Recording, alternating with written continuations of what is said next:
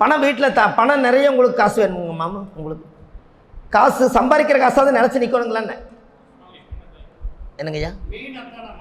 Main அதுதானே. வேறு ஐயா கை தூக்குறாங்க. பணம் வீட்டில் தங்கணும், அதுக்கு ஒரு பரிகாரம். பணம் வந்துக்கிட்டே இருக்கணும்.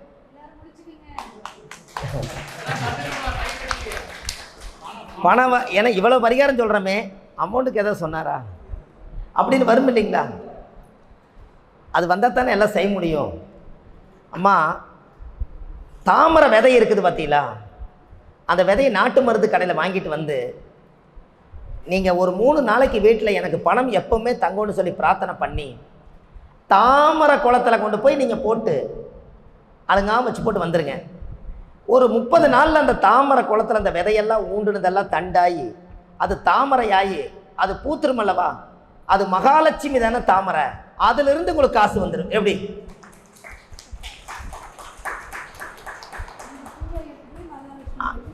அந்த பூவை நீங்கள் எடுத்து சாமிக்கு, மகாலட்சுமிக்கு, விஷ்ணுக்கு நீங்கள் வச்சு சாயம் பண்ணலாம்.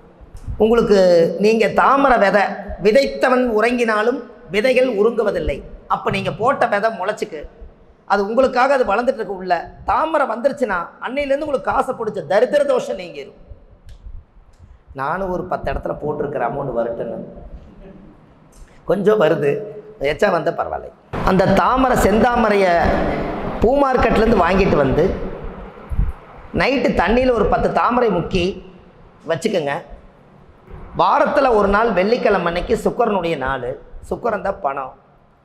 நீங்கள் பாத்ரூமில் போய் நல்லா நீட்டாக குளிச்சுட்டு கடைசியாக இந்த தாமரை தீர்த்தத்தை நீங்கள் ஊற்றிக்கிங்க. அன்னையிலேருந்து உங்களுக்கு மகாலட்சுமி வேலை செய்யும்.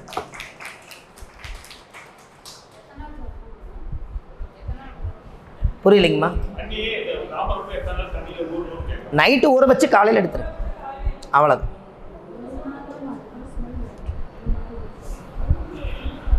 அப்போது நீங்கள் தாமரை தீர்த்தம் நீங்களே ஊற்றிட்டா உங்கள் உடம்பு தாமரை வாசம் அடிக்கும், உங்கள் கிட்ட காசு வாசம் அடிக்கும் அல்லவா? அங்கேயே பரிகாரம் பிறக்குது.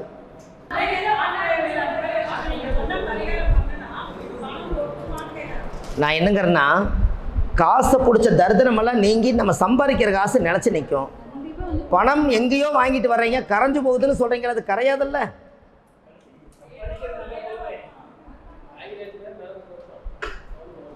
நான் அப்படி கொட்டுற மாதிரி நான் பரிகாரம் எடுக்கிறதா இருந்தால் நான் தாமரை குளத்திலே போய் படுத்துக்குவேன். அப்படி வராதல்ல, நீங்களாவது செய்கிறீங்க, நான் அங்கேயே படுத்துக்கிறேன். பெண்ணு பிரச்சனை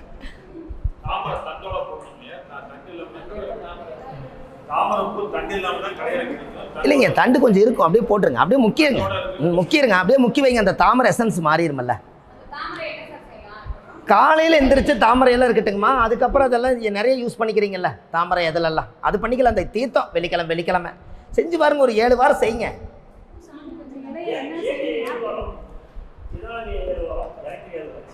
என்னங்க ஐயா? ஆமாங்க ஐயா. கிழமைகள் எத்தனைங்க மொத்தம்? அதனால 7 நாளைக்கு டெய்லியும் ஜெயிலினாலும் 7 வாரம் ஜெயிலாம் இல்லைங்க. அவங்க வேலை செய்யும் இல்லைங்க ஐயா. கிழமைகள் 7, சுரங்கள் 7, வானவில் 7, சரிகம பத்திரிசா 7, எல்லாம் 7, சப்த கன்னிமார்கள் 7, சப்த ரிஷிகள் 7, எம்பேச்ச கேளு, எல்லாம் அதில் தான் இருக்குது ஐயா. இதெல்லாம் ஒரு எளிமையான பரிகாரம். தாமரை 5 ரூபாய்ங்க ஐயா. ஆனால் தாமரை தீர்த்த ஊற்றுனா 100 ரூபா கிடைச்சா லாபம் தானே. நீங்கள் 1 கோடிக்கு போகிறீங்க, 95 ரூபா லாபம். நீங்கள் போட்டதுக்கு தானே முளைக்கும்.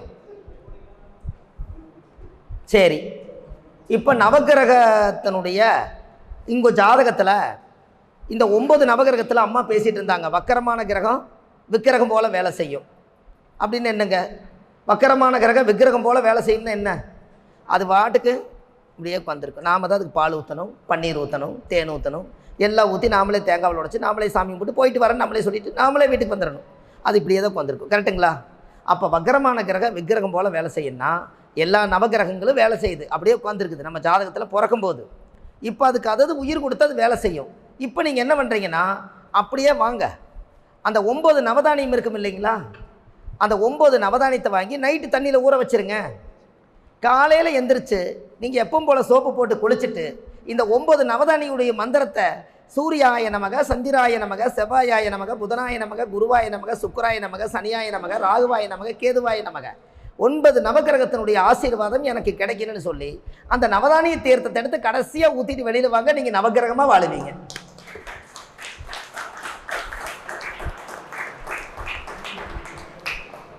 எப்படிங்கம்மா ஆதிகால பரிகாரம்? உங்களுக்குள்ளேயே சக்தி இருக்குது, அதை உசிப்பட வலிப்பார். சுவாதி நட்சத்திரக்காரர்களுக்கு தாமரமணி மாலை எடுபடாது இல்லையா? ரோகிணிக்கு வேதை இல்லை, அவங்கள தவிர மற்றவங்க எல்லாமே அதை யூஸ் பண்ணலாம். அம்மா சொன்ன மாதிரி அந்த தாமரை அந்த காலத்தில் ராஜ மலர் தாமரை தானே அம்மா, ராஜ மலர் அல்லவா? அந்த தாமரைக்கு ஒரு பெரிய ஒரு சக்தி என்னன்னு கேட்டிங்கன்னா, தாமரை இதில் பொறுமையாக உட்காந்து இதில் பிச்சிங்கன்னா 365 இதழ்கள் இருக்கும். அதனால தான் மதுரை மீனாட்சி அம்மன் கோயிலில் பொத்தாமரை குளம்னு சொல்லி 365 இதழ்கள் செஞ்சுருக்காங்க. இதை அப்படியே கனெக்ட் பண்ணுங்க. அப்போது 365 இதழ்கள் அந்த தாமரைக்குள்ளே இருந்து தான் அது அவ்வளோ பெரிய விஷயத்தை செய்யுது. நீங்கள் இன்னும் கொஞ்சம் ஷார்ட்கட்டில் போனீங்கன்னா, தாமரை தண்டு ஐயா சொன்னார்ல, அது என்ன பண்ணுறதுன்னு கேட்டார் இல்லைங்க. அந்த தாமரை தண்டில் சின்னதாக குங்குமத்தில் அப்படியே உரசி அப்படியே பசையாட்ட வரும். அதை எடுத்து நீங்கள் தாமரை போட்டு வச்சுட்டு வந்தீங்கன்னாலும் உங்களை பார்த்தா காசு கொடுப்பாங்கல்ல. என்னங்க ஐயா, தாமரை தண்டில் ஒரு சின்ன திருண்டு குங்குமத்தை வச்சு நீங்கள் அப்படியே தேய்ச்சிங்கன்னா அப்படியே பசை மாதிரி வந்துச்சுன்னா அதை எடுத்து அழகாக ஒரு பொட்டு வச்சிங்கன்னா, தாமரை பொட்டு வச்சிங்கன்னா இன்னும் சிறப்பு தானே. இது வரைக்கும் தாமரை பொட்டு யாரும் வைக்கலையில, நீங்கள் வைக்கல, மகாலட்சுமி வருமில்ல. என்னங்க ஐயா, ஐஸ்வர்யம் இல்லை, உங்களை பார்த்தா எங்களுக்கு ஒரு வசீகரமாக இருக்குதுங்கம்பாங்கல்ல, அப்படியே இருந்துட்டு போட்டுமே. அப்போ தாமரை பொட்டு இனிமேல் வைங்க. செவப்பு குங்குமம் வந்துருச்சு, இப்போ பச்சை குங்குமம் கூட வந்துருச்சு இல்லையா? குங்குமமே நிறத்தை மாற்றிட்டாங்க. நம்ம தாமரை பொட்டு வச்சு போட்டு வைக்கிறதுக்குன்னு உங்களுக்கு பிரச்சனை என்னங்க ஐயா? அதனால் தாமரை பொட்டு வைக்கிறதும் இதெல்லாம் பண்ணுறதும் ரொம்ப சிறப்பு.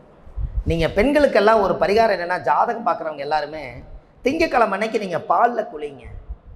உங்களோட உடம்புல பால் பட்டால் எல்லா தோசை நிவர்த்தி. திங்கக்கிழமை அன்னைக்கு பாலில் குளிங்க. ஒரு காலத்தில் சாமி சிலைக்கு கொண்டு போய் நம்ம பால் ஊற்றி அபிஷேகம் பண்ணுறோம், சிலைக்கு பவர் கிடைக்குதா இல்லையா? அதே போல் பசுமாட்டு பால் திங்கக்கிழமை திங்கள்னா சந்திரன், பௌர்ணமி அன்னைக்கும் திங்கக்கிழமையும் ஒரு பசுமாட்டு பால் 1 லிட்டர் வாங்கி ஃபஸ்ட்டு நம்ம உடம்புல பூரா ஊற்றி கைகாலெல்லாம் தேய்ச்சி கொஞ்சம் நேரம் உணர விட்டு அதுக்கப்புறம் நீங்கள் குளிங்க. பசுமாட்டுடைய பால் எதுலேருந்து கிடைக்குது? பசுவூடு கட்டுறது கிடைக்குது. மகாலட்சுமியோட மாட்டில் பூரா தெய்வம் இருக்குதா? அந்த தெய்வத்தில் இருந்து பிரிஞ்சு வந்ததானே பால். அத்தனை தெய்வம் உங்கள் உடம்புல குடியிருக்கும் பார்த்துங்க. அதனால தான் கோமாதா பூஜை பண்ணுங்கன்னு சொன்னாங்க. வீட்டில் கோமாதா பூஜை ஏன் பண்ண சொன்னாங்கன்னா இதுதான். அதில் எத்தனை விஷயம் இருக்குதுன்னு பாருங்கள். பசுமாட்டுடைய பாதத்தில் இருக்கக்கூடிய ரோகிணி நட்சத்திரத்தில் பிறந்துக்கிறவங்க பசுமாட்டுடைய பாதத்தில் 4 பாதத்துலேயும் மண் எடுத்து அதில் கொஞ்சம் பசுமாடுடைய பால் கொஞ்சம் கலக்கி அந்த மண்ணில் உருட்டி நீங்கள் ரோகிணி நட்சத்திரக்காரருடைய வீட்டில் நீங்கள் கட்டிட்டீங்கன்னா என்றைக்கும் இந்த பசு தோஷம் கோமாதா தோஷம் வராது. அன்னையிலேருந்து நீங்கள் வழிபாடு பண்ணால் சிவனுடைய ஆதிக்கம் வீட்டுக்குள்ளே இருக்கும். ஏன் அப்படி? சிவனுக்கு நேர் யார் இருக்கா?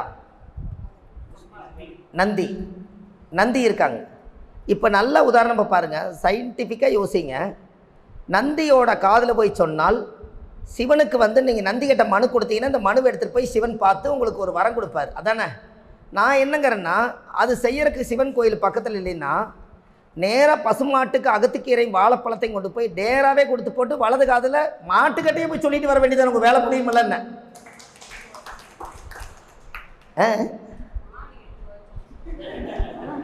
எப்படின்னு பாரு. நான் சொல்கிறது வாங்கினாலும் பரவாயில்லைங்கிறேன் நான். ஏன்னா அதுதானே மனுஷன் கிடையாதுல்ல.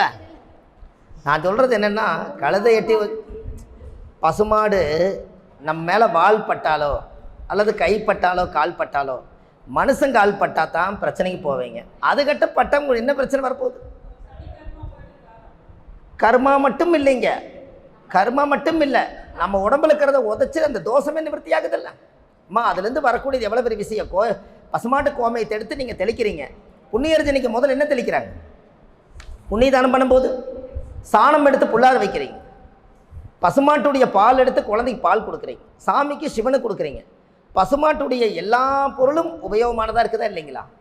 அப்போ இந்த ஜாதகத்தில் ஒவ்வொருத்தருடைய வாழ்க்கையிலையும் பசுமாடு சிறப்பு. இதெல்லாம் நீங்கள் கொண்டு வாங்க, உங்கள் லைனுக்குள்ளே கொண்டு வாங்க. அவங்க வீட்டில் ரோக நட்சத்திரம் உங்களுக்கு ஒன்று தெரியுமா? ஏடிஎம் எங்கெல்லாம் இருக்குதுங்க ஐயா? சார் ஏடிஎம் போகிற பக்கமெல்லாம் இருக்கா? இதெல்லாம் ஒரு காலத்தில் மாடு கட்டி இந்த தொழு இடந்தது, மாடு கட்டின தொழு இடம், மாட்டு தொழு இடம் அது. ரோகிணி நட்சத்திரம் வந்து பேங்க்கு, ரோகிணி நட்சத்திரம் வந்து பேங்க்கு. பேங்க்குன்னா பேங்க்கில் நம்மளோட வேலை என்ன தெரியுமா? கொடுக்குற பணத்தை வாங்கி வைக்கிறது அதோட வேலை. அதனால் ரோகிணி நட்சத்திரக்கிட்ட கொடுத்தீங்கன்னா நீங்கள் திரும்பி வராது. அப்போ மாட்டு தொழுவு வந்து ரோகிணி நட்சத்திரம். அப்போ எங்கெல்லாம் பணம் இருக்குதோ அங்கெல்லாம் ஏடிஎம் இருக்கா இல்லையா? அது பூரா ஒரு காலத்தில் கேளுங்க, அது தாத்தா முப்பாட்டம் கொள்ளுப்பாட்டம் ஹிஸ்ட்ரி எடுத்து பாருங்கள்.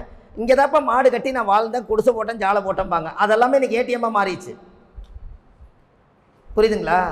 இங்கே ஏதாவது ஒரு ஊருக்குள்ளே மாட்டை ஓட்டிகிட்டு போங்க, ஏதோ ஒரு வீட்டை பார்த்து அம்மானு கத்தும், அந்த வீட்டை தட்டி எழுப்பி ரோகிணி இருக்கான்னு கேளுங்க, ரோகணத்துக்கார் வெளியே வருவார். அங்கே பாருங்க, என்னங்க ஐயா சொல்லுங்கள்,